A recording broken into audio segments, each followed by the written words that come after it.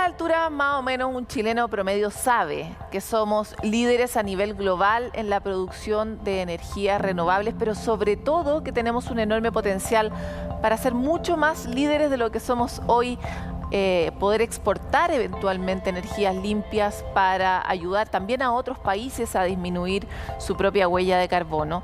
Tenemos un potencial enorme, tanto por la radiación del norte de nuestro país como por las potencialidades que existen en nuestros océanos, la energía también que existe eólica, ¿verdad? Y muchas otras posibilidades que se están explorando en este momento. Para hablar de cuál es exactamente el escenario nacional y global, es que hoy día tenemos a una flamante invitada, Analía Rojas, directora de Acera. Muchas gracias por estar con nosotros en este renovado Futuro 360. Muchísimas gracias, Paloma, por la invitación. Feliz de estar acá con ustedes hoy día. Mira, queríamos partir esta nueva temporada justamente conversando sobre perspectiva. En Chile somos buenos productores de energía solar, sobre todo. Tenemos buenas tasas de energía eólica también. Pero primero, ¿qué tan buenas y cómo estamos en relación al mundo? Cuéntanos un poco de eso. Bueno, nosotros tenemos efectivamente un panorama del despliegue de las energías renovables los últimos 15 años, que hoy día nos deja con cifras bastante alegres, por decirlo de alguna forma, en relación a lo que es el mundo. Piensa tú, Paloma, que en Chile hay un 37% de energía que es generada por fuentes renovables versus un 10% de lo que se considera en el fondo en el mundo, básicamente generado por energía solar y eólica.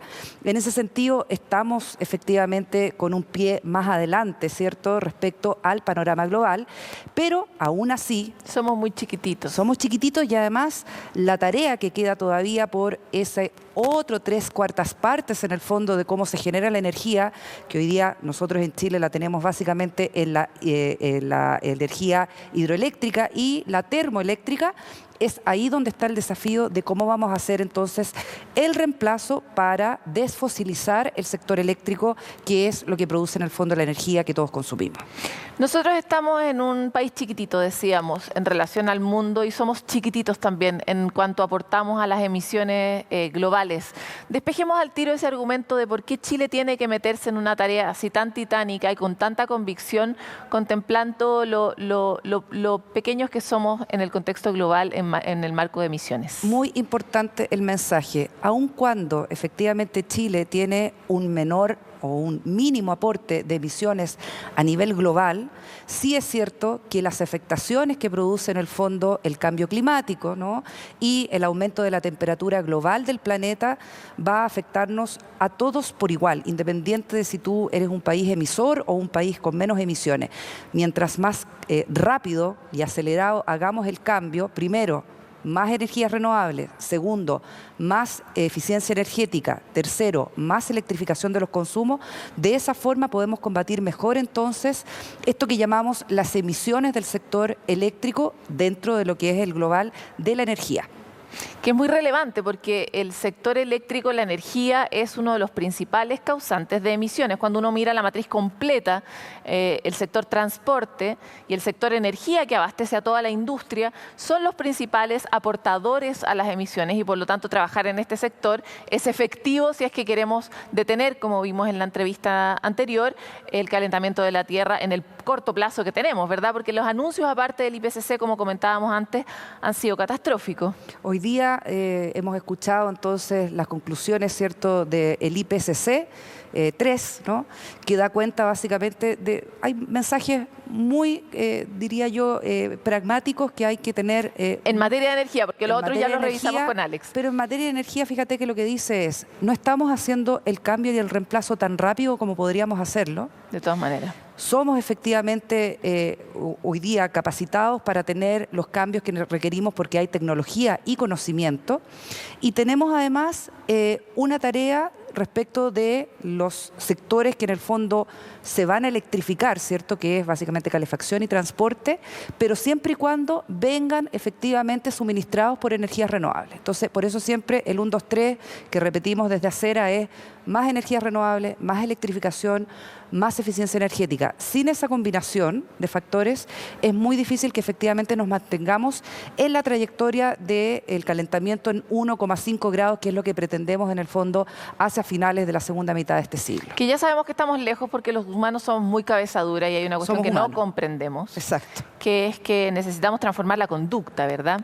Desde ese punto de vista también me interesaría saber, Analía, ¿cuál es la opinión que tiene Acera respecto de cuáles son hoy día los escollos en nuestro camino por una velocidad mayor hacia una energía limpia y mayor cantidad de estímulos también hacia el resto de la ciudadanía? ¿Cuáles son los mensajes que faltan, los impuestos que faltan, etcétera, ¿no?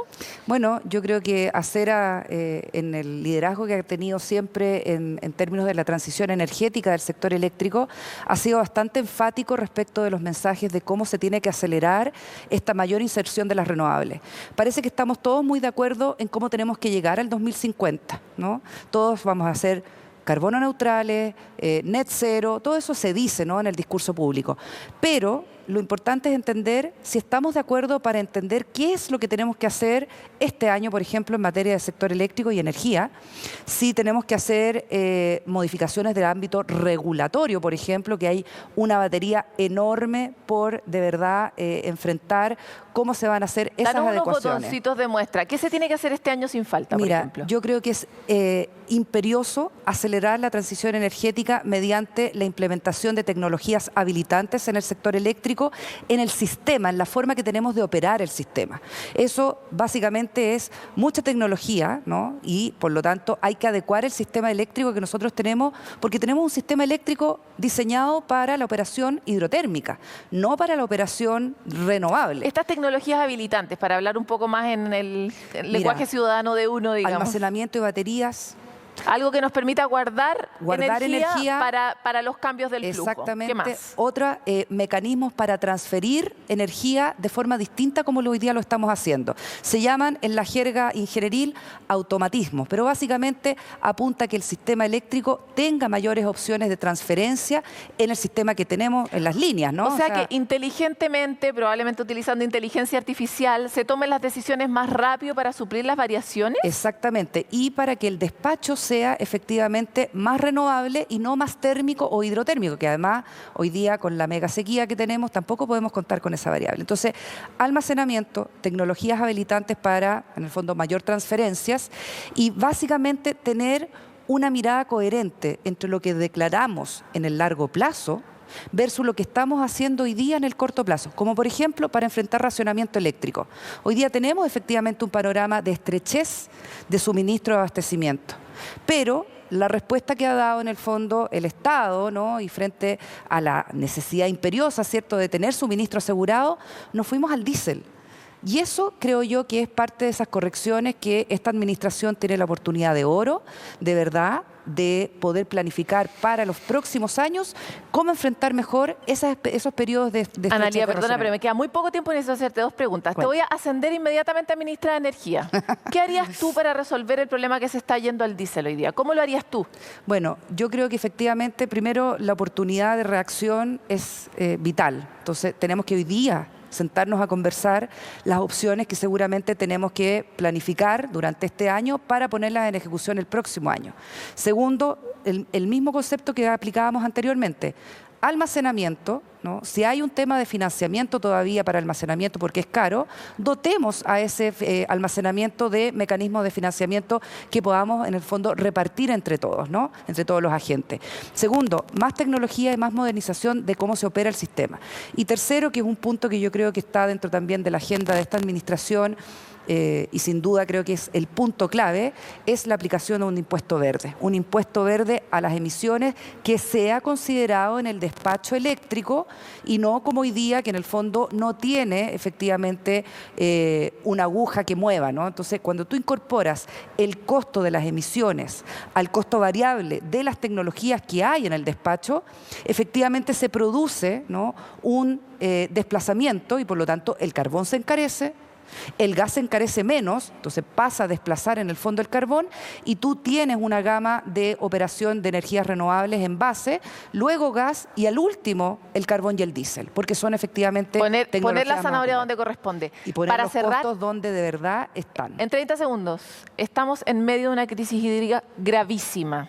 La más grande de los últimos 20 ¿Está el Ministerio haciendo los cálculos correctos? ¿Vimos venir esta crisis en materia energética? Lo estoy planteando de esta manera, como ¿hicimos la pega correctamente o cómo la podemos hacer mejor? Porque el año pasado se hablaba mucho de que el cálculo que hizo el Ministerio en ese momento no era el correcto de acuerdo a la disponibilidad de agua. Mira, yo creo que los cálculos están. El coordinador eléctrico es el organismo encargado también para determinar, por ejemplo, cuán hidrológicamente húmedo, seco va a ser un año. Eso, los modelos están. Efectivamente, creo que hay que hacer un ajuste para reflejar efectivamente las hidrologías que nosotros tenemos. Ya no estamos hablando de 25 o 50 hidrologías posibles. Estamos hablando de muy pocas hidrologías y eso es lo que da cuenta de la base real que va a tener en el fondo las proyecciones para los próximos años.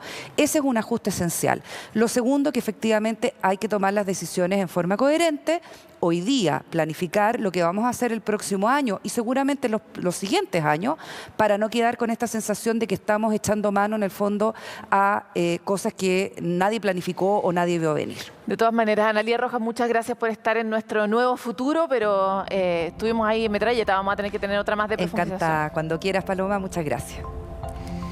Estos temas son claves. Prever, por ejemplo, la escasez hídrica es una cosa que parece obvia, pero no necesariamente que se ha logrado durante el último tiempo y estamos en el peor momento. Eso está directamente relacionado con la luz que usted prende en su casa. Y es por eso que metemos este tipo de conversaciones en esta entrevista. Nosotros los dejamos invitados, como siempre, a estar conectados a través de todas nuestras plataformas y a volver a conversar y profundizar sobre estos temas de los que entendemos poco, pero son críticos para nuestra vida presente y futura. Nos vemos.